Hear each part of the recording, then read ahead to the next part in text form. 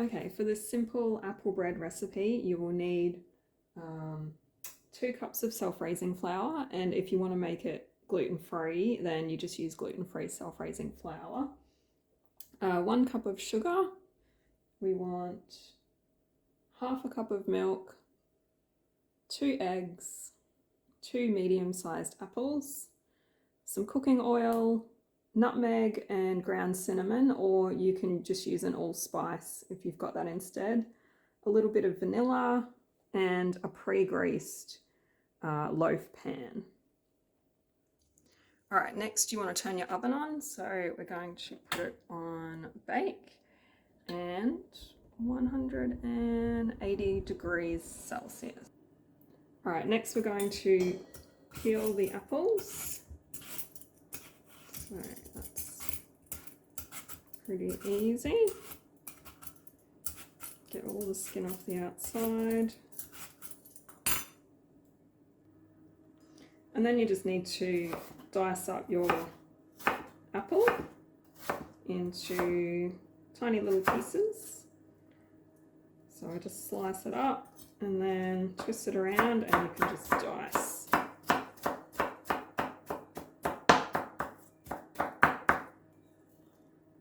And then once you've got all your apple diced, we will add that to a mixing bowl.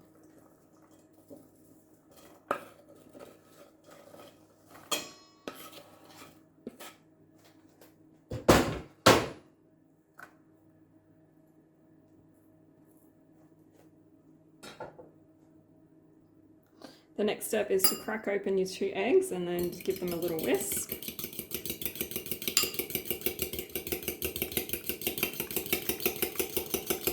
And we will add the egg to the bowl with the apples.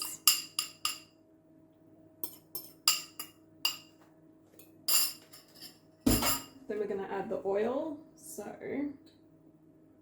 half a cup of vegetable oil, or whatever oil, cooking oil that you've got. So that's a half cup. Oops. Add that in.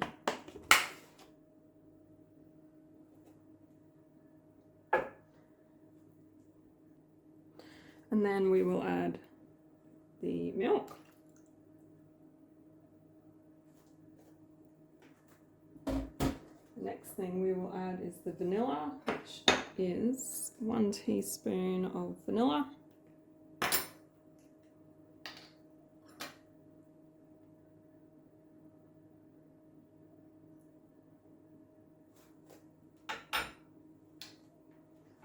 And the last thing for this step is the sugar.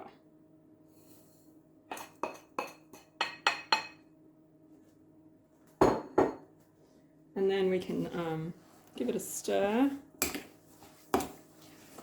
until it's well blended. Alright, so that's that step.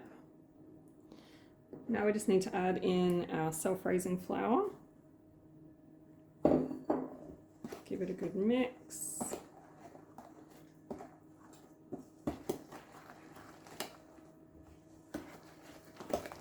And get all the flour mixed through so that you don't end up having dry lumps in your bread.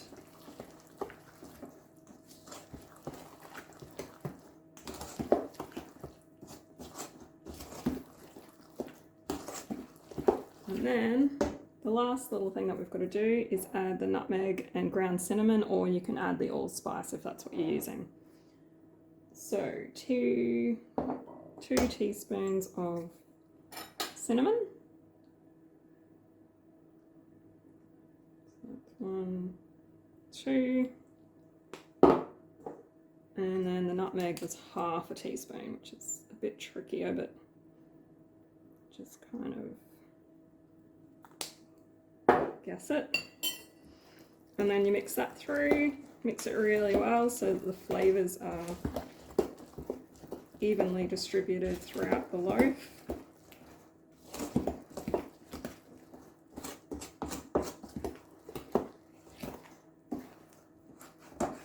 Okay, so that is the batter made. Next we just add that into our greased loaf pan.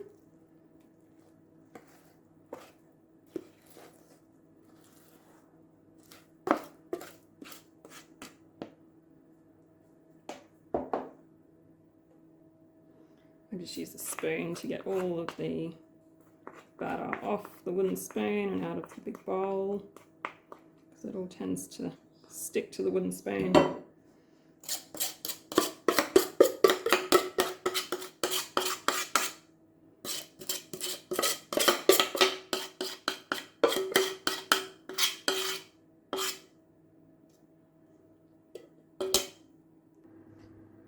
Okay, once you've got that all ready to go, just going to pop it in the oven for 1 hour.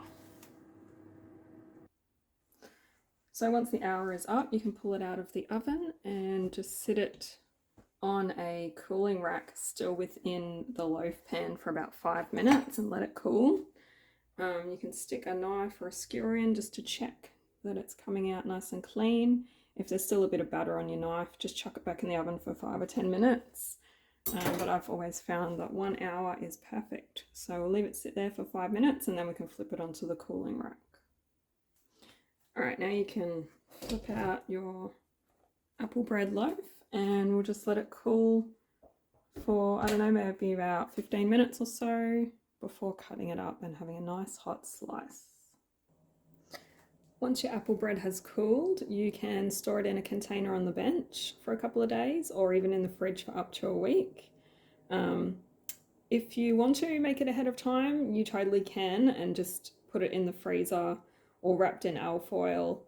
And yeah, you can do that and pull it out when you're ready to eat it down the track. Something else I like to do is pre-slice it and put individual slices in Ziploc bags in the freezer, which I'll wash and reuse to reduce wastage. But that way, if I know I'm not going to eat it in time, I can just pull out one slice at a time, stick it in the air fryer for about 10 minutes so it's nice and toasted, and then enjoy with a cup of tea. So there you go. Fresh, oops, that's a bit broken. Fresh apple bread. Now it's time to relax with a good book and a cuppa. See you next time.